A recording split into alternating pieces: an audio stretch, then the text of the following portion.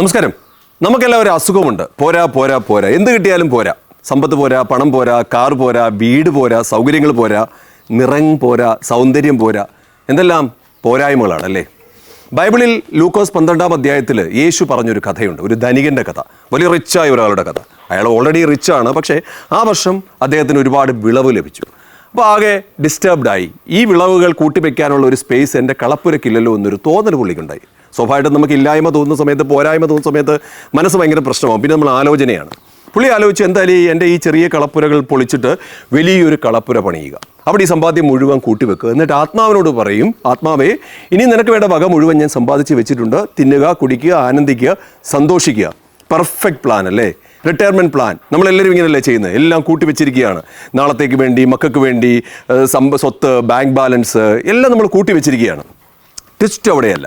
അന്ന് രാത്രി ഈശ്വരൻ വന്നിട്ട് ഈ ധനികനെ വിളിച്ചു. ഭോഷ എന്ന് വെച്ചാൽ ഫൂൾ, വിഡ്ഢി, നീ സമ്പാദിച്ച് ഒരുപാട് വെച്ചിട്ടില്ലേ? നിന്റെ പ്രാണൻ ഇന്ന് രാത്രി ഞാൻ എടുക്കും.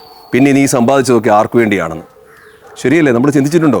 നമ്മൾ ഈ സമ്പാദിച്ചെല്ലാം വെച്ചിട്ട്, കുമിഞ്ഞു കൂടി വെച്ചിട്ട്, ഇന്ന് രാത്രി ഉറങ്ങാൻ കിടന്നിട്ട് നേരം വെളുത്ത് എണീറ്റില്ലെങ്കിൽ നമ്മൾ സമ്പാദിച്ചെല്ലാം മറ്റുള്ളവർ കൊണ്ടുപോകും.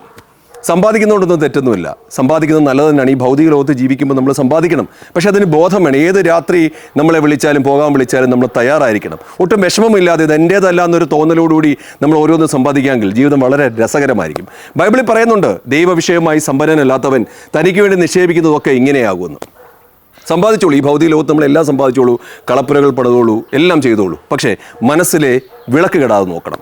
നമ്മളിവിടെ ഒരു താൽക്കാലിക ജീവിതം മാത്രമാണെന്ന് മനസ്സിലാക്കി സമ്പാദിക്കുന്നതെല്ലാം ആ രീതിയിൽ സമ്പാദിച്ചാൽ ജീവിതം ഈ ഭയങ്കര രസമായിരിക്കുന്നേ. എല്ലാവർക്കും നല്ലത് വരട്ടെ.